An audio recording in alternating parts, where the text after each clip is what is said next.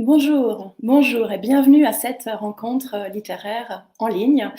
Mon nom est Isabelle Falconier et je suis heureuse de passer l'heure qui suit en compagnie de 4 auteurs, autrices passionnants de la rentrée littéraire, 4 auteurs autour du thème Destin extraordinaire.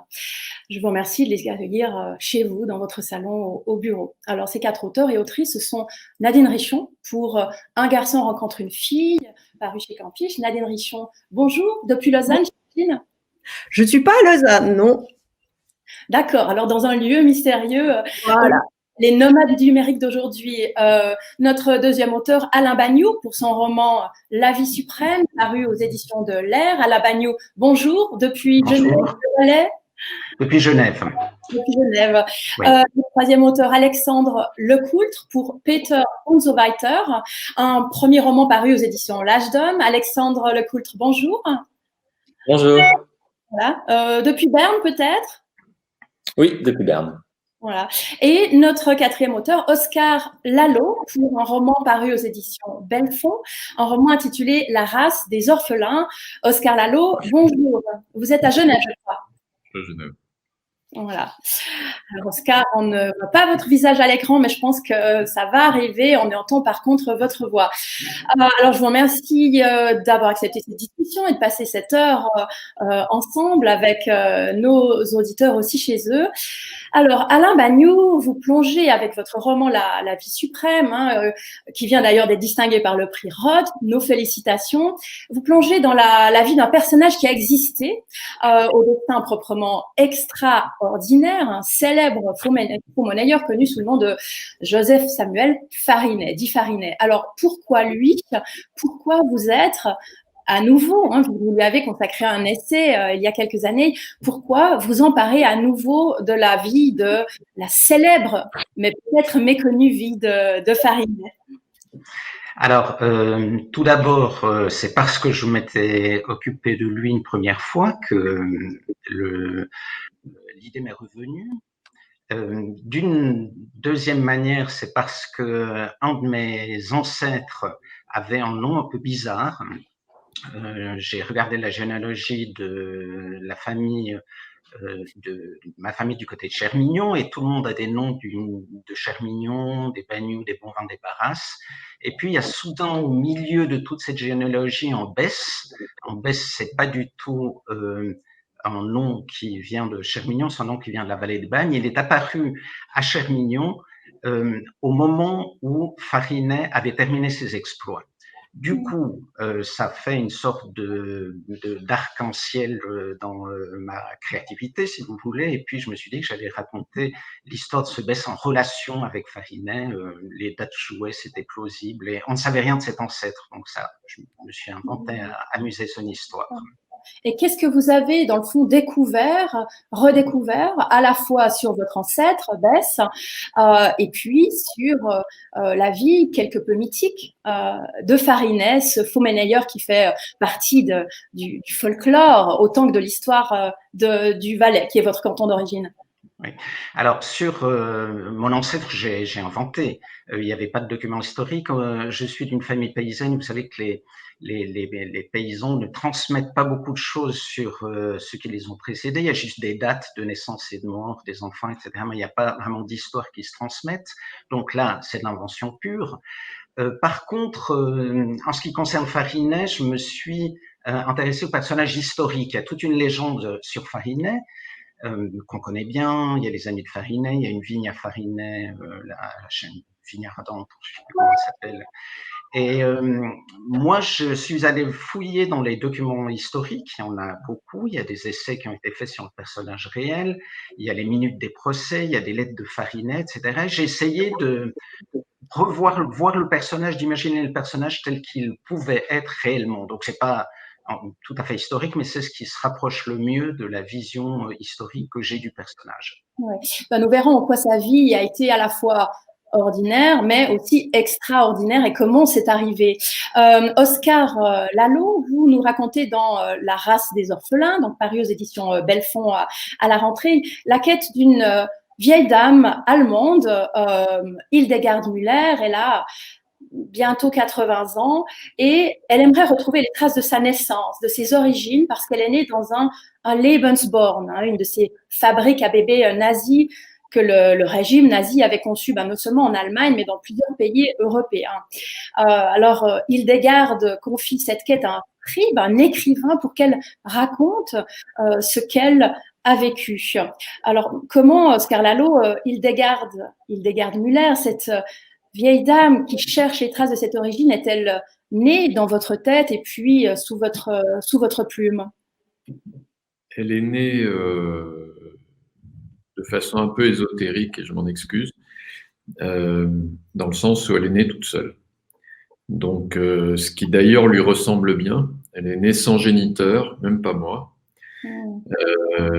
puisqu'elle m'est apparue lors d'une retraite méditative que j'effectue annuellement, qui sont des retraites assez longues où on médite une douzaine d'heures par jour. Et tout d'un coup, vraiment, les lignes me sont venues. Je m'appelle Hildegard Müller, c'est aussi mon journal. Mon journal a des particuliers que ce n'est pas moi qui l'écris. J'ai engagé un écrivain, un traducteur, un scribe en quelque sorte. Et donc, j'ai fait ce chemin à l'envers. Je suis désolé, c'est pas très scientifique comme approche. Une forme d'apparition, une forme de… disons, non, c'est encore moins glorieux que ça. C'est comme ça que j'écris le plus souvent. Je retranscris ce que j'entends. Voilà, c'est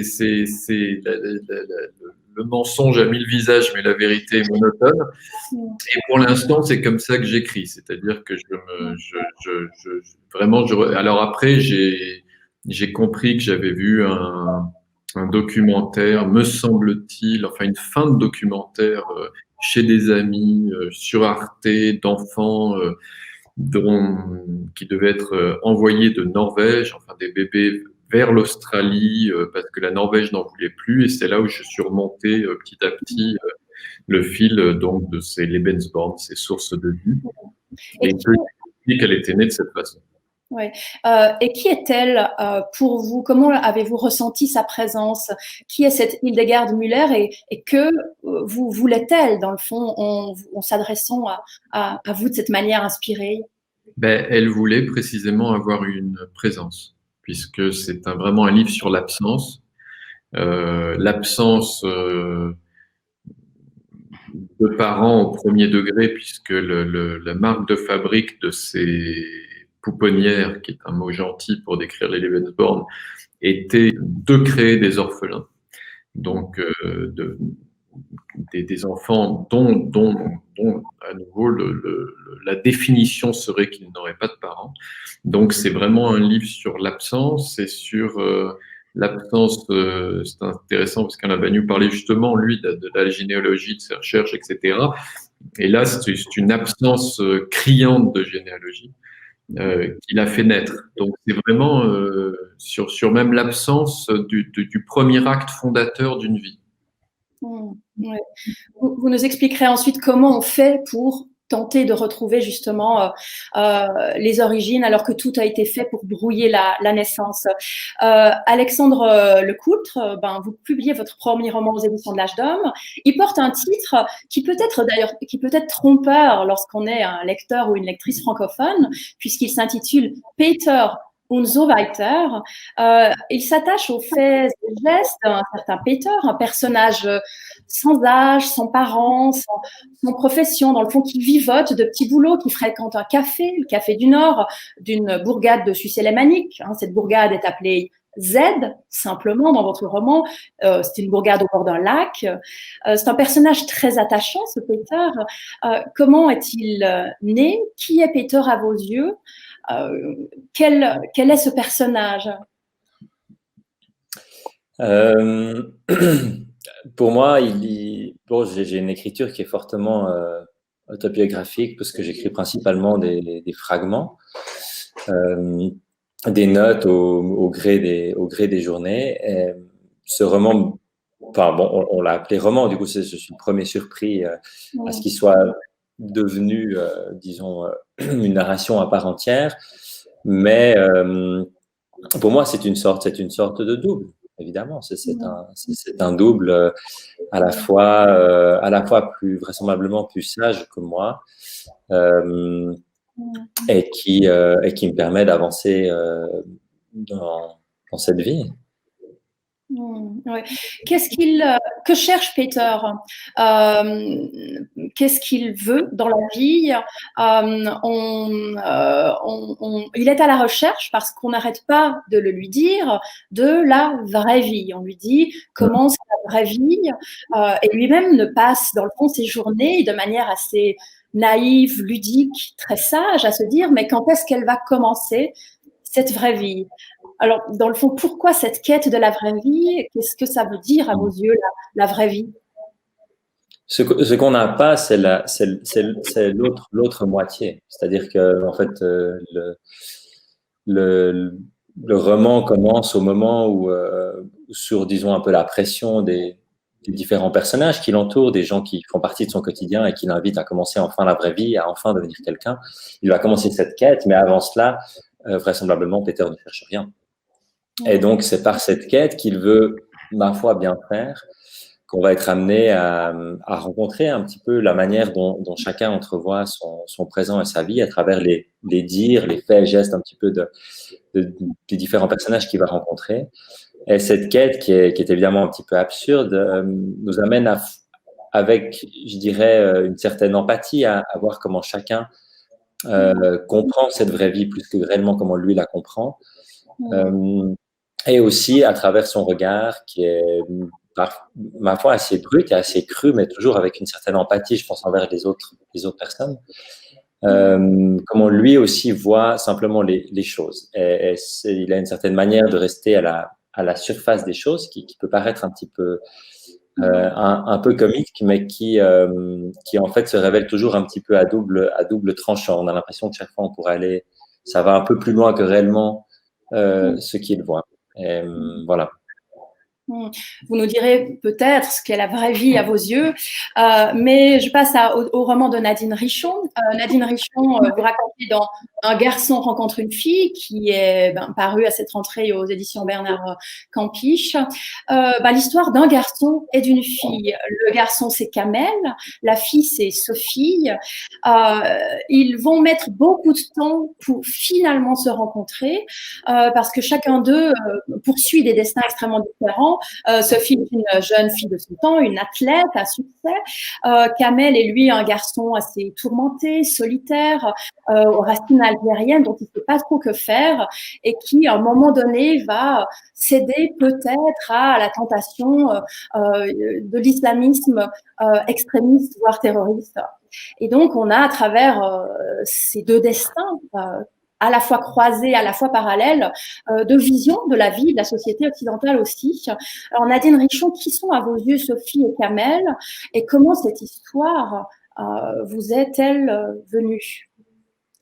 Au début, il y a une réflexion sur la possibilité de la rencontre amoureuse. Alors, sans me comparer du tout, j'ai pensé à Ramu, chez qui les êtres sont posés les uns à côté des autres et ont beaucoup de mal à se comprendre, à s'aimer. J'ai pensé à Proust, où il y a un décalage métaphysique entre les amoureux. Ils sont faits pour ne pas se rencontrer. Et puis à Henry James, chez qui la rencontre en fait est toujours décalée, mais sur le plan temporel, elle se passe ou trop tôt ou trop tard. Et finalement, la rencontre amoureuse n'a jamais lieu.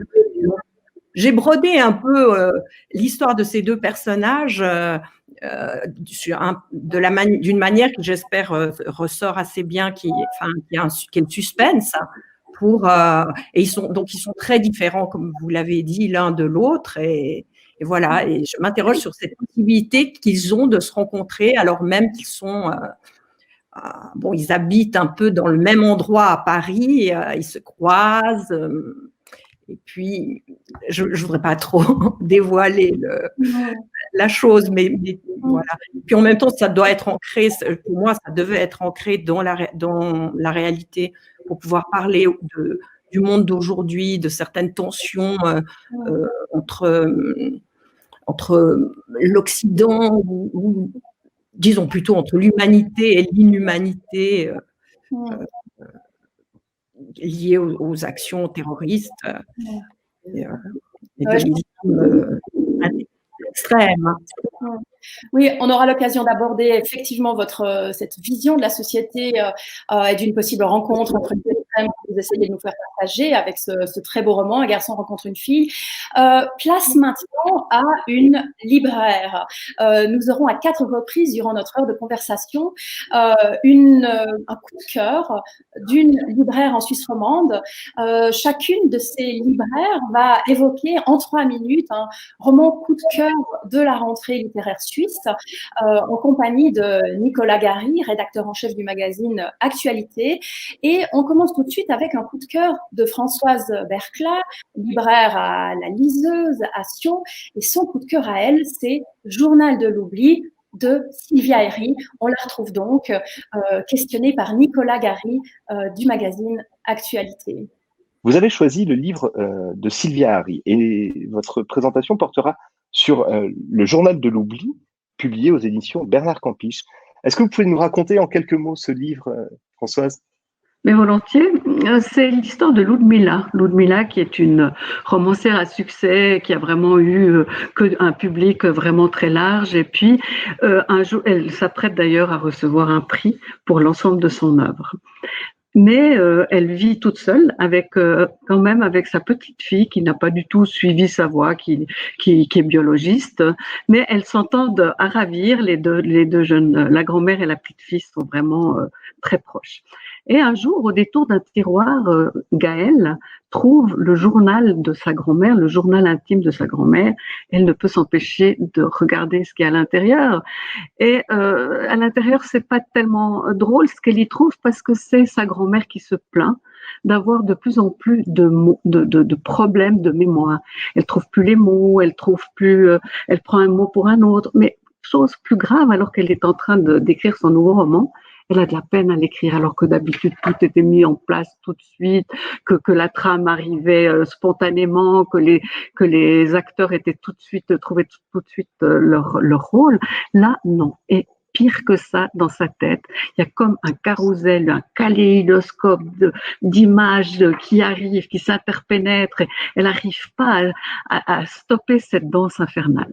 Et à partir de ce moment, et à cause de ce journal, tout à coup, le lecteur devient le spectateur indélicat de la dégénérescence du cerveau de Ludmilla. Sa petite fille, Gaëlle, comme elle l'aime beaucoup, elle l'emmène sur une île, l'île de Noirmoutier, près de l'océan, où Ludmilla a toujours été heureuse, et je crois même que c'est le journal qui l'indique, elle aurait vécu une passion intense avec un marin, mais une passion cachée, une passion secrète. Donc Gaëlle se dit que peut-être que ces jours heureux vont faire reprendre esprit à sa grand-mère, mais le miracle ne se produit pas comme on peut s'y attendre, et tout à coup, eh bien, le drame est évité à tout prix. Moi, ce qui m'a frappé dans ce livre, c'est que Sylvia Herry nous montre au lecteur que Ludmilla est tout à fait consciente de ce qui se passe dans sa tête. Et c'est comme si elle était, elle, Ludmilla, en train de défaire le fil de son destin à l'envers, et que tout ce qu'elle avait pris une vie pour construire se détruisait, se délitait. Et c'est extrêmement impressionnant. C'est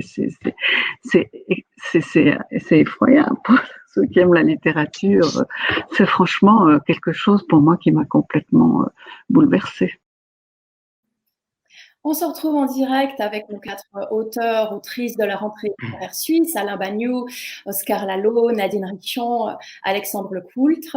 Je voudrais vous demander, en plaçant dans le fond ma question sous le signe de la thématique du jour, destin extra, en parenthèse ordinaire, si vos personnages sont à vos yeux des héros, est-ce que à vos yeux d'écrivains, à vos yeux d'êtres humains, il y a des destins ordinaires et des destins extraordinaires? Qu'est-ce qui différencie l'un et l'autre?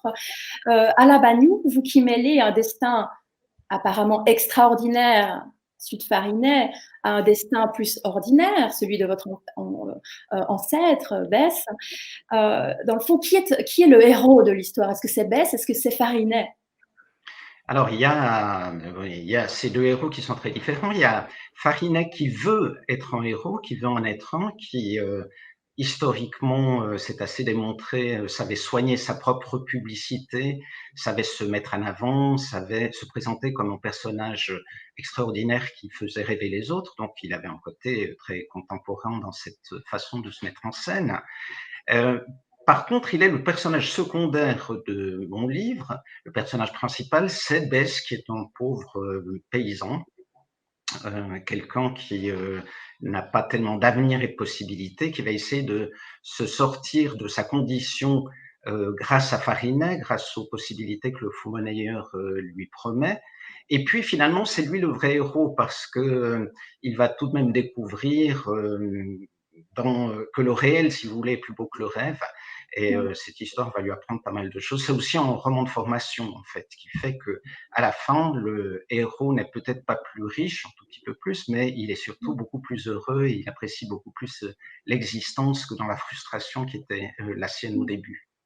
Ouais. Alexandre Lecoultre, on dirait que votre Peter, on le désignerait sous le terme sans doute un peu abusif de anti-héros. Mais qu'est-ce qu'à vos yeux il a d'extraordinaire qui vous a donné envie de passer du temps avec lui, le temps, des mois, voire peut-être les petites années qui ont nécessité l'écriture du livre?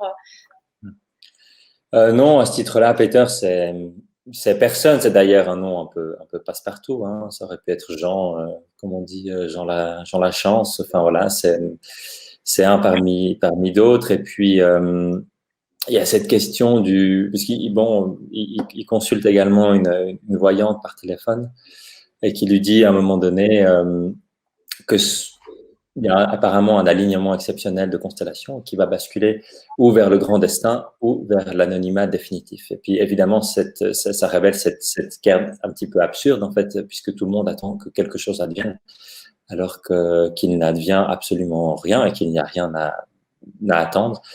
Et la question est de savoir comment tenir du coup, sachant qu'il n'y a rien à attendre. Et à ce titre-là, Peter, je pense, simplement incarne une forme de possibilité de vivre sans rien attendre en fait, et du coup sans attendre aucun destin.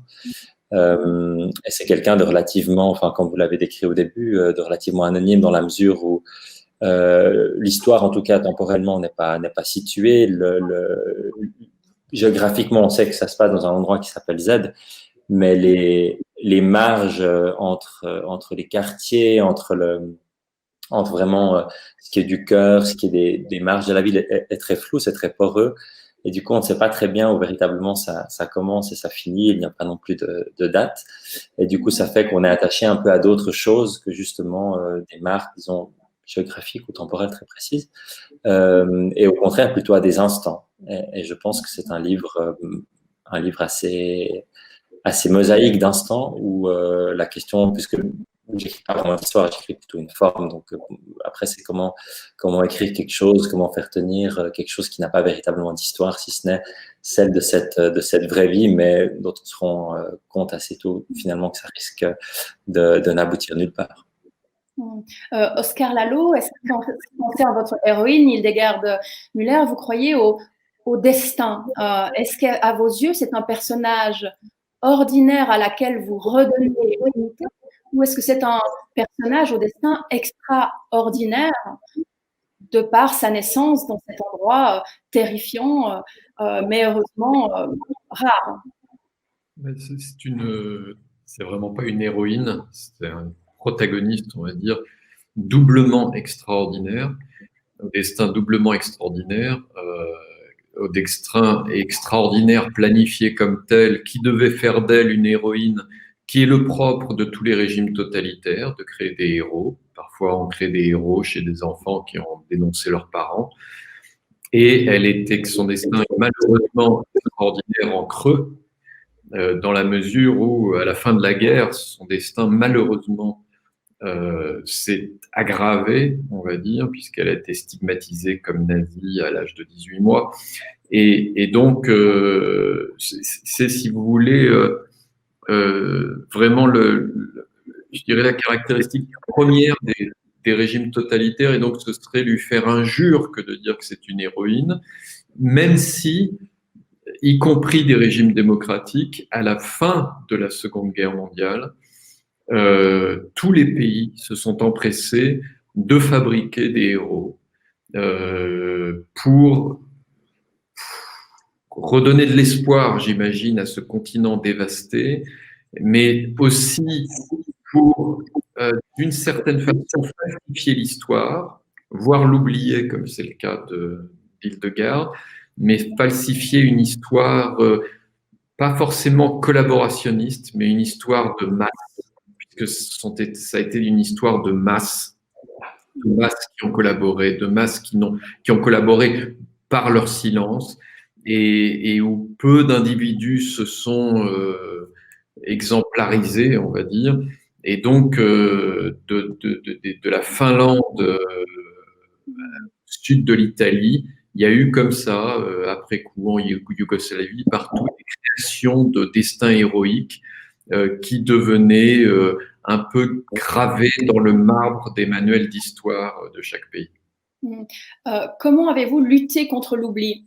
Parce que ça a été votre travail d'écrivain, ce sujet des Lebensborn, de ces camps où les mères faisaient naître des bébés nazis, si possible, pour les abandonner, les laisser aux mains du régime, est un véritable tabou. Pourquoi est-ce que c'est resté si longtemps un véritable tabou? Et finalement, comment est-ce que vous avez travaillé pour faire ressurgir une histoire comme celle de Hildegard? D'abord parce que c'était tabou et oublié de l'histoire avec un grand H, en faisant des recherches assez colossales, tous azimuts, dans des rayons même de librairie où je m'attendais pas à trouver. Je donne cet exemple quand j'ai ouvert l'histoire du cinéma de Godard, et qu'à la page où je l'ai ouverte, il y avait écrit l'oubli de l'extermination fait partie de l'extermination. Et je crois que c'est presque ce qui pourrait définir ce livre, c'est-à-dire que l'oubli de l'histoire des Lebensborn, qui est à peu près total. Quand j'étais au livre sur les quais à Morges, j'étais invité à une rencontre, il devait y avoir une centaine de personnes, il y avait une personne qui avait entendu parler des Lebensborn. Donc c'est vraiment un domaine extrêmement refoulé, sinon juste non. Enfin, moi, c'était pas dans mes livres d'histoire. On m'en avait pas parlé, il me semble pas. Et donc voilà, je pense que j'espère au-delà, parce que je suis écrivain, je suis pas historien, de cet apport littéraire, ou que ça va peut-être susciter la vocation d'un ou une historienne de s'attaquer, et je lui souhaite beaucoup de chance, parce qu'il y a peu d'informations. Ouais. Oui. Nadine Richer, est-ce que Kamel et Sophie, vos deux personnages, sont à vos yeux des héros? Des héros, si oui, de quoi? Est-ce que le destin est à vos yeux, leur destin est à vos yeux extraordinaire, même si dans le fond, ils nous ressemblent un peu, ces deux jeunes? Oui. Je dirais que Sophie, elle est clairement une héroïne, puisqu'elle est la championne d'Europe du 400 mètres haies. J'ai pensé bien sûr à Léa Spronger en écrivant plusieurs passages de la vie de Sophie. Donc, Kamel, en revanche, lui, il n'est rien du tout. C'est vraiment le garçon sans qualité. Comme beaucoup de jeunes, il ne sait pas comment se lancer dans la vie. Il a très peur aussi de ce qui va advenir de lui. Donc, il se met un peu dans la main de Dieu en disant un miracle va m'aider, même si j'ai foiré mes études, j'ai tout foiré, je sais que je suis dans la main de Dieu et peut-être que je suis quelqu'un d'extraordinaire, le vrai héros que personne ne voit. Et c'est aussi, je tenais à ce qu'il soit, il n'est pas neurotypique, hein, il est, comme on dit, il a un problème, j'ai choisi la dyslexie, j'aurais pu prendre la schizophrénie ou l'autisme, en tout cas léger, mais qui l'entrave dans sa vie quotidienne, déjà depuis l'enfance, la toute petite enfance. Donc, c'est un garçon. Et donc, lui, effectivement, c'est un héros, mais c'est un héros un peu perdu, quoi. Ouais, ouais. Alors, nous allons ensuite aborder, nous demander comment vous avez trouvé le ton pour raconter ces histoires, souvent effectivement très particulières. Mais nous retrouvons une deuxième libraire. Il s'agit cette fois de Nicole Brosier. Nicole Brosier est libraire à la Page d'encre à Delémont, et elle évoque son coup de cœur de la rentrée littéraire suisse, toujours à Nicolas Gary, rédacteur en chef d'Actualité. Et son coup de cœur va au nouveau roman d'Elisa Chua du Sapin, Vladivostok Circus, qui est paru récemment aux éditions Zoé. Et vous avez choisi le livre d'Elisa Chua du Sapin, Vladivostok Circus. Qu'est-ce que raconte ce livre, Nicole? Alors, le livre raconte l'histoire d'une jeune femme, Nathalie, qui est costumière. Elle se rend à Vladivostok dans un cirque, tout est dans le titre. C'est son premier emploi. Elle manque un peu d'assurance en elle. Elle doit faire les costumes d'un trio d'artistes qui pratiquent une discipline très dangereuse qui est la barre russe. Alors la barre russe, moi j'ignorais complètement de quoi il s'agissait avant de lire le bouquin. Ça a l'air tout bête, une barre de porteur, une voltigeuse qui s'élève dans les airs, qui doit retomber sur la barre. Mais c'est beaucoup plus compliqué qu'il n'y paraît, surtout, et dangereux, surtout que la voltigeuse n'est pas assurée. Donc elle doit réaliser ses costumes. Et puis l'histoire se tisse entre Nathalie, les trois artistes et leur metteur en scène. Là, on est quand même bien loin des flonflons du cirque habituel, les lumières, les paillettes, etc. D'ailleurs, l'endroit où elle se trouve, c'est un cirque en dur, donc qui n'est pas itinérant. Une roulotte qui n'a pas de roue, c'est assez significatif. Et puis on d'immobilisme. Comment? Une sorte d'immobilisme. Une sorte d'immobilisme dans le mouvement quand même, parce que c'est vrai que ces artistes, ils sont véritablement en mouvement, surtout la voltigeuse. On n'a pas l'impression d'être statique, en tout cas pas dans ce bouquin. Et puis on suit ces personnages dans un huis clos à 5 personnages, parce qu'aux 3 artistes et à Nathalie vient s'ajouter le metteur en scène. Et pourtant, vous m'avez dit, ce n'est pas véritablement un ouvrage sur le cirque. Alors, de quoi cela relève?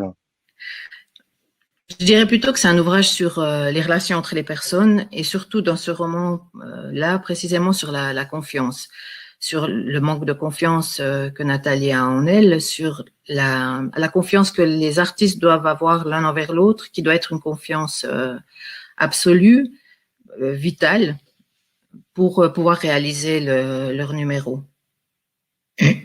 Parce que c'est ce principe de barre qui rend les choses si dangereuses et qui nécessite cette confiance aveugle. Absolument. Là, elle l'explique à un moment donné dans le roman, la voltigeuse, quand elle s'élève dans les airs, elle ne doit pas forcément chercher à retomber sur la barre, c'est les 2 porteurs qui doivent la réceptionner. Donc, elle doit pouvoir s'élancer, faire ses mouvements sans s'inquiéter d'être réceptionnée ou pas. Donc, ça doit vraiment être une confiance absolue, vitale, nécessaire entre ces 3 artistes. Oui, entre les protagonistes. Et puis alors, Elisa Chua du Sapin a une connexion assez particulière avec la librairie. Elle est elle-même jurassienne et c'est une personne que vous connaissez depuis quelque temps. Oui, elle est jurassienne et on n'en est pas peu fiers. Je connais Elisa depuis la parution de son premier roman, Ivera Sokcho. C'est un roman qu'on a défendu, qu'on a beaucoup aimé et défendu aussi à Page d'encre. Elle a obtenu tout de suite l'aval de ses concitoyens, mais c'est pas seulement parce qu'elle était jurassienne, c'est aussi dû à la qualité de son écriture. Parce que son écriture, quand je suis entrée dans Vladivostok Circus, je me suis sentie comme à la maison, parce qu'on retrouve son écriture qui est une écriture très simple, très belle, juste assez pour que nous, on puisse y mettre notre part aussi et puis construire notre propre vision de ces personnages. Non, c'est vraiment un très, très beau roman. Nous nous retrouvons en direct avec nos 4 auteurs, autrices de la rentrée littéraire suisse, Alain Bagnoud, Oscar Lalo, Nadine Richer et Alexandre Lecoultre. Alors, moi, j'aimerais qu'on vienne, Alexandre Lecoultre, au titre et au style de votre premier roman, Peter und so weiter, donc un titre effectivement germanophone. Et vous avez trouvé pour ce roman, Peter und so weiter, une langue absolument incroyable qui mêle des mots de suisse allemand au c'est très poétique, c'est très fluide, ça se fait avec un naturel déconcertant. Comment avez-vous trouvé cette langue, ce style, et pourquoi ce choix, si c'en est un, d'aboutir à une sorte de langue suisse par excellence, qui mêle un peu comme ça le français, le suisse allemand, des expressions, tout ça dans une ville qu'on imagine un peu bilingue? Oui, ben, bon, il y a une partie qui est du hasard, du fait que ma vie m'a amené en Suisse allemande depuis déjà quelques années. Et c'est un livre des débuts. Je pense que si je parlais mieux, ou peut-être si je devais écrire maintenant ce livre, ça serait tout autre. Mais à l'époque, lors de mon arrivée, j'avais un allemand et un suisse allemand très, très cassé, pour pas dire que je ne parlais pas du tout suisse allemand. Et comme j'ai cette écriture, j'écris pas mal en marchant et beaucoup à l'oreille. Et donc, j'ai pris ces notes aussi quotidiennes en entendant des discussions de tram, de bistrot, de trottoir, de kiosques, etc. Et voilà, et Zurich est une ville très, très cosmopolite. Et bon, voilà, c'est le hasard des rencontres et de cette langue qui m'a amené à avoir une approche justement de quelqu'un qui ne maîtrise pas. Je pense que j'aurais une autre approche avec d'autres langues, comme par exemple l'espagnol que je traduis. Je ne pourrais pas écrire quelque chose de ce style-là. Et de ce point de vue-là, il y a une approche un peu naïve, où en faisant des fois des traductions littérales, en essayant de comprendre des mots qui nous échappent, mais dont le sens évoque quelque chose, dont le rythme nous évoque quelque chose. Essayer de travailler là autour, vraiment, essayer de travailler d'abord autour du son avant de travailler autour du sens. Et donc, c'est un peu comme ça qu'a commencé ce rapport un peu étrange avec cette langue que je ne comprenais pas tout à fait, qui m'échappait en partie, et dont certains mots évoquaient quelque chose qui semblait aller un peu au-delà. Et c'est ce qui est intéressant, c'est qu'on petit à petit, même une fois que le sens nous advient, ou la pluralité des sens nous advient, il reste quelque chose de cette partie un peu rêvée, de cet au-delà du mot et de ce qu'il pourrait évoquer. Et ensuite, voilà, après c'est un travail artisanal et de longue haleine ensuite, mais vous parlez de cette fluidité et j'en suis content. C'est un livre qui a été écrit à voix haute. Il n'a pas été écrit pour la scène, bien qu'il soit mis en scène, mais il a été écrit à voix haute et lu des centaines de fois pour arriver à ça. Et quelle est la réaction des lecteurs et lectrices? Est-ce que le fait d'avoir finalement un livre pas bilingue, mais avec beaucoup de mots, d'expressions alémaniques, est-ce que c'est quelque chose qui attire ou au contraire qui peut repousser des lecteurs francophones? Et est-ce que ça sera peut-être un handicap si le livre doit circuler en francophonie? Alors, au moment de l'écrire, c'est pas du tout une question que je me pose. Ça ne m'intéresse pas vraiment. Maintenant qu'il est sorti, j'ai eu des retours qui m'ont surpris dans le bon sens du terme, à la fois de personnes qui étaient suisses allemandes d'origine et qui auraient pu peut-être piquer sur certains trucs, mais au contraire, qui ont été extrêmement touchés de voir l'intérêt, la sensibilité que j'avais eu pour certains mots et pour leur première langue.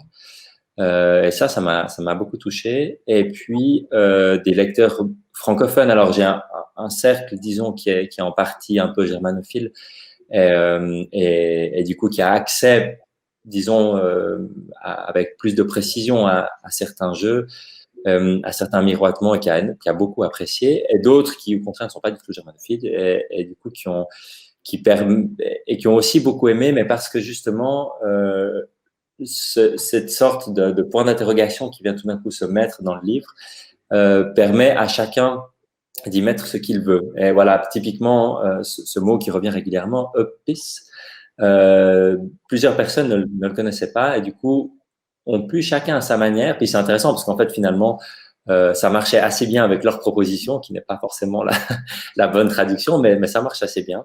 Et du coup, ça leur permet d'ajouter une couche personnelle, si on veut bien, dans la trame du livre.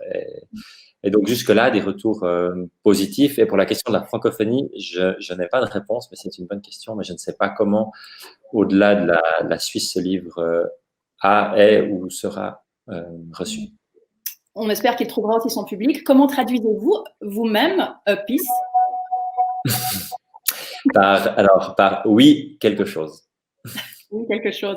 Oscar Lalo, comment trouve-t-on le ton, le style, la voix qui à la fois est celle de la vôtre, qui est celle du scribe, qui lui-même se met au service de cette vieille dame allemande en quête de ses origines. Comment avez-vous trouvé le ton qu'il a fallu pour écrire La Fabrique des orphelins? C'est intéressant que vous me donniez la parole après Alexandre Lecoultre, parce que précisément l'allemand devait être exclu de ce livre, puisque l'allemand est une langue qui a été torturée par les nazis. Et à ce titre, le livre de Victor Klemperer, LTI, la langue du Troisième Reich, est assez extraordinaire.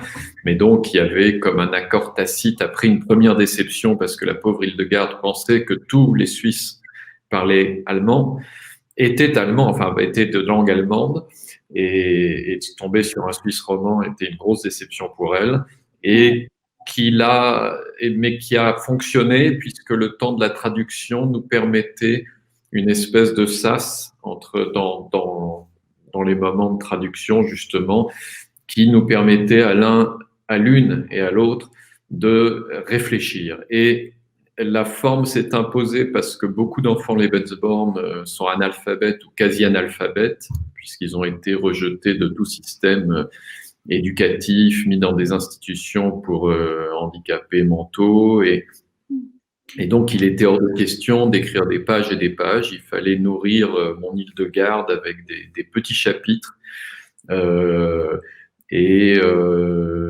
Moi, dont la tendance naturelle est de faire confiance au premier jet, je me suis astreint à des relectures pour parvenir à une certaine épure, par respect pour ces enfants encore vivants, et parce que, comme j'étais souvent, comme dans mon premier roman, confronté à une forme d'indicible, la littérature et voire la poésie, quand la littérature n'y suffisait pas, était mon seul recours. Et la poésie, on n'en crache pas des pages, c'est quelques mots. Donc la forme s'est mise à avoir une importance quasi supérieure au fond, c'est-à-dire que la forme l'a emporté sur le fond à un moment donné, et il était plus important, il m'importait plus, la façon dont je m'exprimais à un moment donné prenait le pas sur ce que j'allais dire, ce que j'allais écrire. C'est vrai, certains chapitres de La race des orphelins sont effectivement proches de la prose poétique. C'est un livre extrêmement poignant, émouvant, mais d'une grande sagesse aussi. Je voudrais savoir maintenant, je me tourne vers Nadine Richon, pour savoir comment est-ce qu'on peut se mettre dans la peau de deux personnages aussi différents que Sophie et Kamel. Sophie, la sportive occidentale, Kamel, déchirée un peu entre deux cultures, deux continents. Vous êtes-vous senti plus proche de Sophie que de Kamel? Est-ce que la voix intérieure de chacun de ces deux personnages vous est venue aussi facilement? Je ne peux pas dire que je me sois sentie plus proche de l'un ou de l'autre. Quand on écrit au sujet d'une sportive de haut niveau comme Sophie, il faut que ce soit fluide, il faut que l'écriture soit, ça arrache un peu, que ce soit sportif. Donc, j'espère que j'ai pu faire des phrases. Parfois, elles sont assez longues d'ailleurs, mais avec du rythme, je pense. Donc, il fallait que ce soit le rythme de la course à pied. Puis Kamel, c'est plus chaotique. Je ne sais pas comment vous dire, mais face à… sais pas, il y a aussi les petits passages, vous avez vu des introductions que je fais avant chaque chapitre. Là, c'était pour pouvoir dire des choses différentes, sortir justement de ce tête-à-tête avec les deux personnages, et puis dire des choses plus poétiques et aussi plus politiques. Donc là, c'est une écriture encore plus, c'est une écriture différente où je me suis inspirée de ma lecture d'Alain Damasio, en fait. Et donc là, c'est un emprunt, clairement un emprunt. Bon. J'espère que ça marche. C'est vrai et que ça fait pas trop greffe, mais ça permettait de dire quelque chose de plus, de situer justement cette histoire d'amour dans la grande histoire actuelle du monde. Tout à fait. Ça donne un rythme tout à fait intéressant au roman. Et Alain Banyou, le roman historique, est-ce qu'il demande une tonalité, un style en soi et vous êtes-vous senti à l'aise dans ce roman historique qui replonge au 19e siècle dans ce Valais qui avait, dans le fond, son style, sa langue particulière? Et justement, c'était une des grandes questions que je me suis posée parce que ça me semblait très difficile de prendre un de ces tons un peu objectifs un narrateur omniscient. Vous savez comment ça se passe dans des romans historiques, quelqu'un qui surplombe un peu et puis qui part un peu de tout. Donc là, je me suis inspiré de la langue de ma grand-mère. Et en fait, le dispositif narratif du roman, c'est une grand-mère qui raconte à sa petite fille l'histoire de son grand-père à elle. Donc, il y a une sorte de transmission orale. Et puis, j'avais et j'ai toujours dans l'oreille la manière de parler de ma grand-mère, qui était une paysanne de Chermignon, qui était une manière assez chantante. Et j'ai essayé d'écrire l'histoire avec ses propres intonations, son rythme, son vocabulaire, ce qui était d'ailleurs très intéressant parce que comme elle n'aurait pas pu prononcer un certain nombre de mots qu'elle ne connaissait pas, ça m'a forcé à trouver des images, à trouver des biais pour exprimer un certain nombre de choses. Et puis, je crois que ça ancre un peu plus l'histoire historique dans un contexte qui fait ressortir un peu l'ambiance de cette époque-là, il me semble. Oui, une grand-mère que vous avez donc connue jusqu'à votre adolescence, je crois. Exactement, tout à fait. C'est elle qui a raconté l'histoire. Elle avait des vaches, j'en ai parlé dans d'autres récits. On allait la voir en famille le dimanche. Enfin, c'était voilà. Le bénéfice de la transmission, j'imagine, dont vous héritez aujourd'hui en tant qu'écrivain également. Tout à fait. Alors, il y a quelque chose de marrant, si j'ose m'exprimer ainsi, parce qu'il y a forcément dans mon livre des accents ramusiens, parce que c'est quand même Ramus qui a créé le modèle du roman alpestre, surtout valaisan. Mais Ramus s'est inspiré du ton des paysans du Valais, et notamment de Lens. Lens, c'est juste à côté de Chermignon. Donc, c'est vrai que des fois, en lisant Ramus, je trouvais, moi, quand je le découvrais, des tonalités que je connaissais déjà, parce qu'en fait, il parlait un peu comme les gens de là. Enfin, il reprenait des manières de s'exprimer des gens de là, et des expressions des gens de la région. Donc, Ramus le Valaisan, finalement. Ramus le Lensard.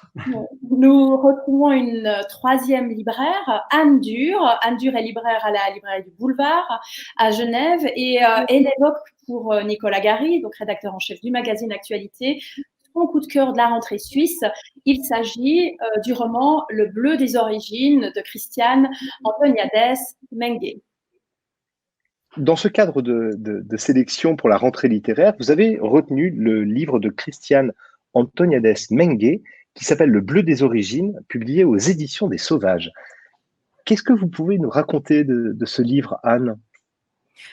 Alors, Le bleu des origines, c'est un livre d'une auteure genevoise, publié chez un éditeur genevois. C'est un livre de souvenirs d'une femme d'un âge qui n'est pas spécifié. Ça commence par une scène à l'université où cette femme en question s'occupe en fait des étudiants qui veulent partir avec Erasmus à l'étranger. Donc elle remplit les formulaires pour eux. Et en faisant ça, elle se dit, voilà, qu'est-ce que c'est de partir à l'étranger, qu'est-ce que c'est d'être à un endroit où on n'est pas nécessairement à la maison et de pouvoir bouger. Et de ça découlent ces souvenirs qui commencent au début des années 50, où elle-même, immigrée, donc née de parents suisses, vit chez ses grands-parents au Tessin, tout près de la frontière italienne, et elle passe sa scolarité en Italie, où voilà, elle doit apprendre le bon italien, parce qu'évidemment le tessinois c'est pas le bon italien. Donc où il y a toutes ces questions, qu'est-ce que je fais, comment est-ce que je suis. Sa mère, elle travaille à Berne, donc elle voit sa mère en fait une fois par semaine quand la mère revient le week-end. Donc ses grands-parents sont vraiment maman, papa pour elle. Et dans des tout petits chapitres, elle nous raconte en fait cette jeunesse des années 50 jusqu'aux années 80.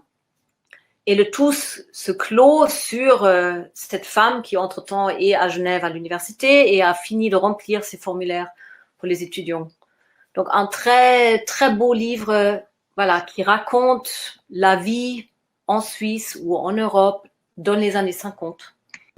Alors, c'est un ouvrage qui raconte l'histoire, au moins l'histoire d'une époque dans la Suisse, mais peut-être une forme d'histoire européenne. Qu'est-ce qui vous fait conseiller cet ouvrage? Pourquoi le mettre en avant pour cette rentrée? Alors, je le conseille parce que c'est un ouvrage qui est écrit avec une grande simplicité, mais qui laisse beaucoup de traces. C'est vraiment un ouvrage doux, disons, qui n'est pas seulement des souvenirs, mais ça nous fait découvrir une époque ou revivre une époque, selon l'âge qu'on a. Et ça reste avec nous, donc on le pose vite, disons, on l'a lu en 1 heure, 2 heures, mais il y a des petites bribes qui reviennent, et puis on voit devant nos yeux comment cette petite fille va aux toilettes qui se trouvent dans la cour, ou comment elle est dans cette chambre avec une séparation, avec un rideau, voilà, des choses où on se dit, ah oui, voilà, j'ai entendu la même chose, ou j'ai vécu la même chose. Et tout ça, c'est écrit d'une manière extrêmement sobre, vraiment un style presque banal, qui est vraiment sans ostentation, mais qui est très, très efficace et qui vraiment, qui nous prend et qui nous, voilà, qui nous met presque dans un cocon, tellement c'est doux malgré cette banalité.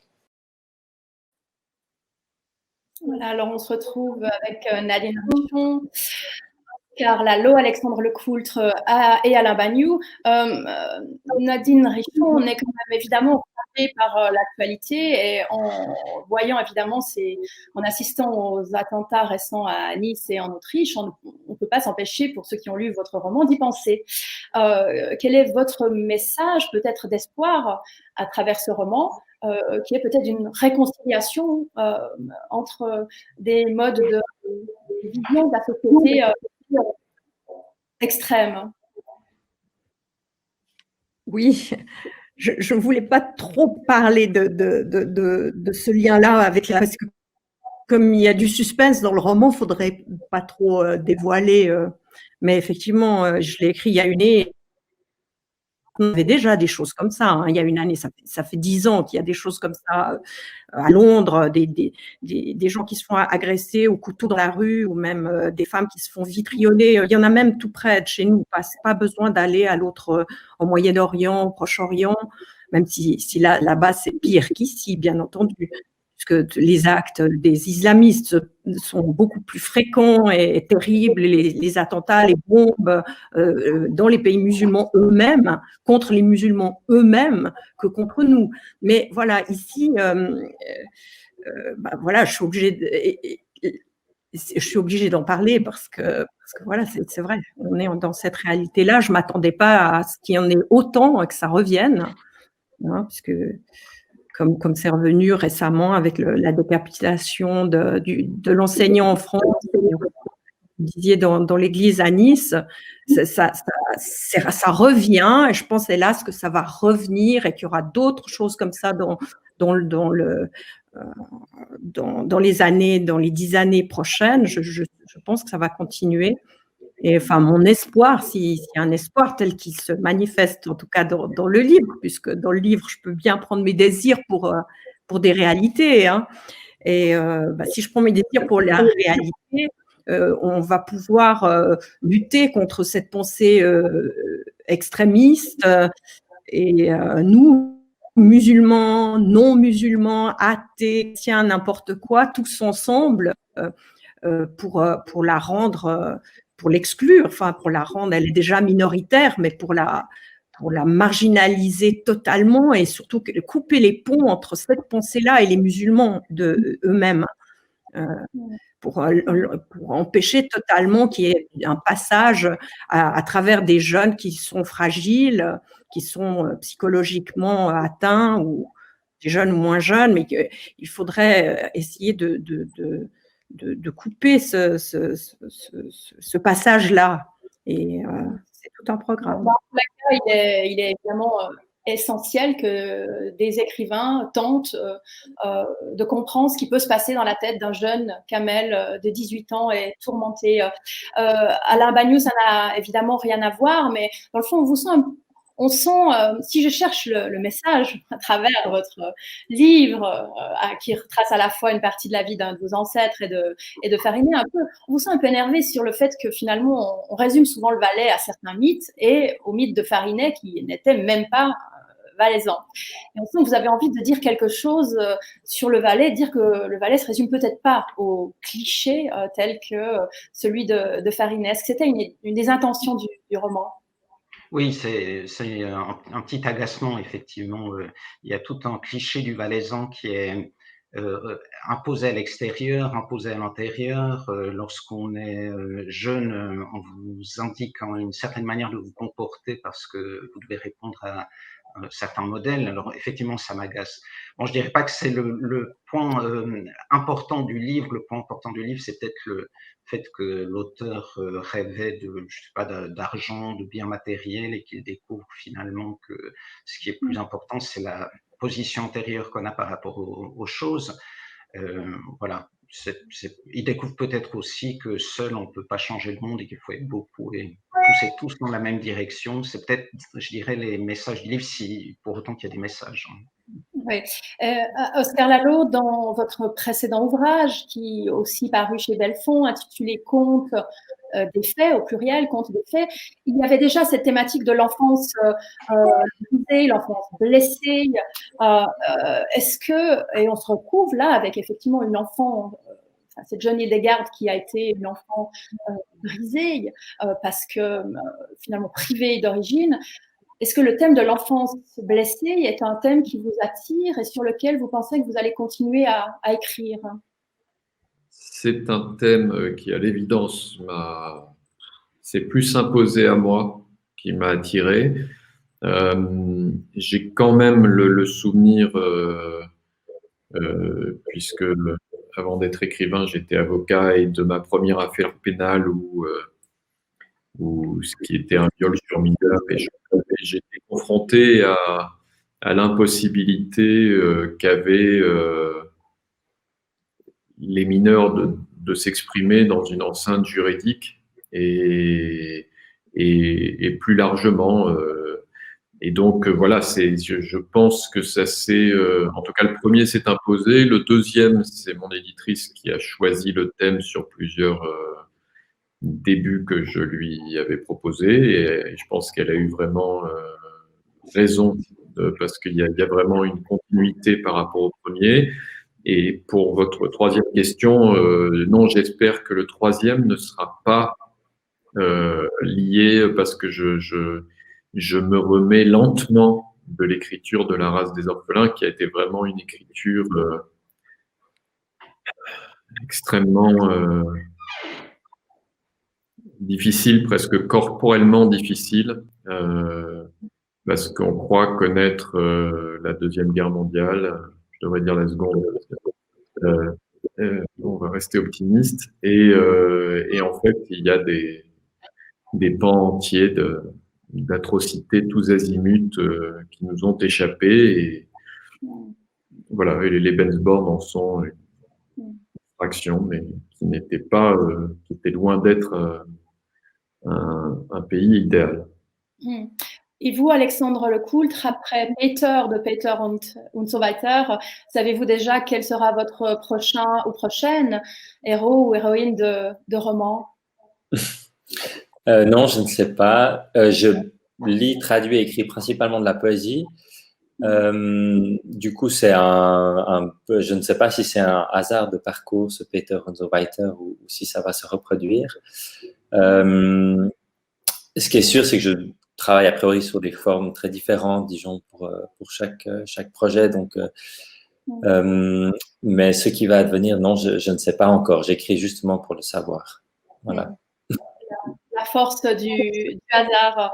On retrouve une quatrième libraire. On retrouve cette fois Yasmina Giacinto de la librairie de Baobab à Martigny, qui évoque son coup de cœur de la rentrée littéraire à Nicolas Gary du magazine Actualité.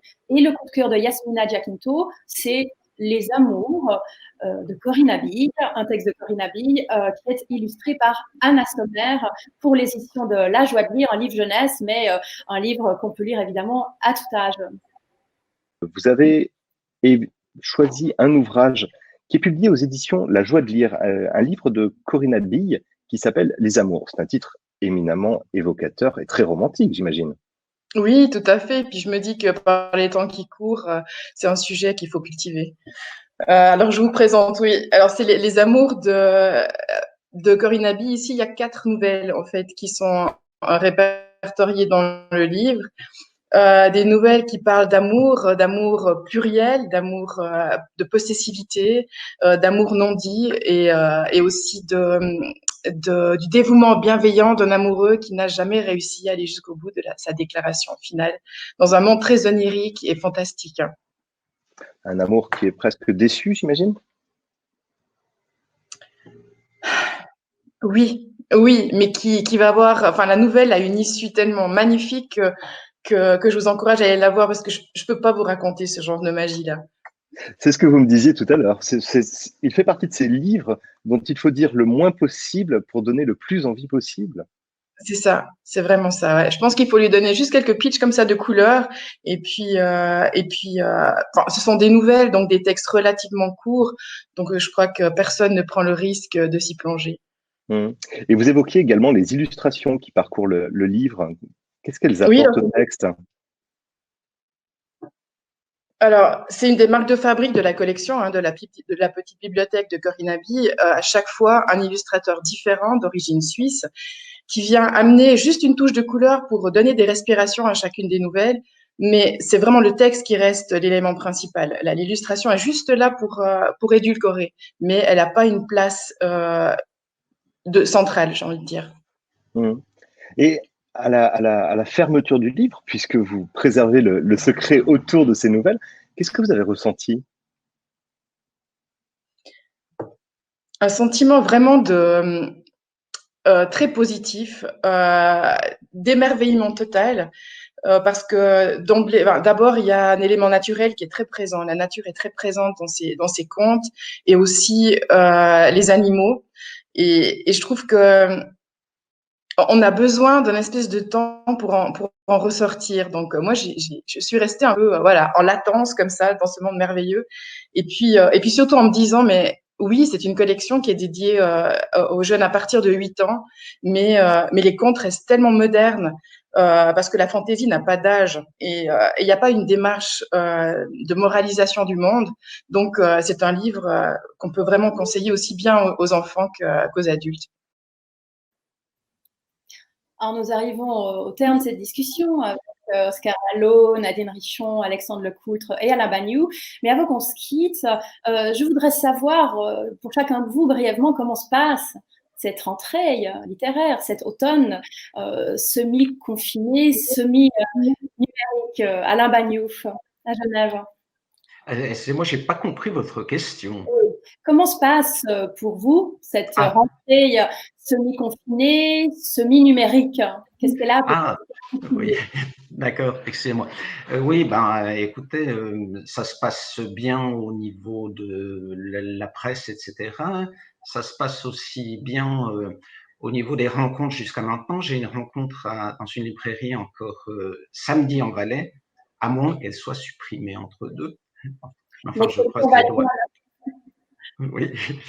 Et voilà, disons que le confinement ne me gêne pas beaucoup en soi-même. Les écrivains sont de toute façon toujours confinés, donc finalement, ça change pas beaucoup à mon existence habituelle. Alexandre Lecoultre, pour vous? En fait, la sortie était prévue au tout début du printemps.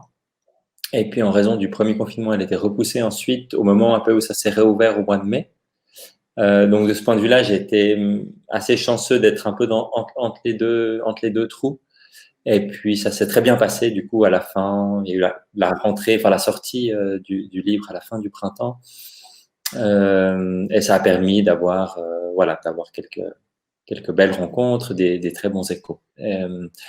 Et puis, maintenant, c'est de nouveau un peu plus difficile, mais plutôt pour le spectacle que nous avons avec Julien Panard, qui est accordéoniste. Et donc, pour la deuxième fois, après avoir juste démarré, on a de nouveau arrêté. Et voilà, notre spectacle est du coup repoussé de nouveau un peu d'une saison. Ouais. Et pour vous, Oscar Lalo, la vie semi-confinée, comment ça se passe? Comme le disait Alain Bagnoux, c'est la vie idéale pour un écrivain, puisque être forcé à rester chez soi, ça évite, ça nous cloue à notre bureau. Et moi qui pensais ne pas redémarrer aussi vite le troisième, ce confinement a été qui m'a annulé. Normalement, j'étais demain et après-demain en librairie dans le Gard. J'étais après à Cagnes-sur-Mer. En fait, tout s'est annulé. Là, depuis quelques jours, absolument tout ce qui devait venir s'est annulé. Et des radios à Paris, enfin tout ça s'est annulé en rafale. Et contre mauvaise fortune, bon cœur, je dois dire que j'ai pris du plaisir à me remettre à écrire. Et puis, voilà, c'est comme ça. Nadine Richer, le même bonheur ou malheur? Moi, je trouve que c'est épouvantablement difficile par rapport à d'autres. Les deux précédents livres que j'ai écrits, j'avais 2 signatures chez Payot qui ont été évidemment annulées. Juste là, il y a 2-3 jours, j'ai pas fait de vernissage. C'est la première fois que je fais pas de vernissage. Voilà. J'espère que j'aurai un peu de presse. Même à ce niveau-là, pour l'instant, j'ai pas grand-chose. Donc, j'espère que c'est difficile, je pense. On reste seul avec quelques lecteurs qui veulent bien nous écrire ou des amis qui veulent bien parler du livre qu'ils ont lu, mais de ne pas pouvoir sortir à l'extérieur, moi, je trouve ça un très mauvais moment à passer, quoi. Alors, on rappelle. Je suis très contente de votre. Voilà. On vous a perdu quelques instants. Je rappelle évidemment les titres de vos romans. Je leur souhaite évidemment une bonne chance, une bonne vie pour ces prochains mois. Nadine Richer, Un garçon rencontre une fille aux éditions Bernard Campiche. Alain Bagnoux, c'est La vie suprême, paru aux éditions de l'Air. Oscar Lalo, c'est La race des orphelins aux éditions Belfond. Et Alexandre Lecoultre, Peter und so weiter, aux éditions L'Âge d'homme. Alain Bagnoux, Nadine Richer, Alexandre Lecoultre et Oscar Lalo, merci beaucoup pour cette discussion passionnante. Et mesdames et messieurs, auditeurs, auditrices, spectateurs, spectatrices, lecteurs, lectrices, merci pour votre attention et bonne lecture automnale, évidemment. Bravo.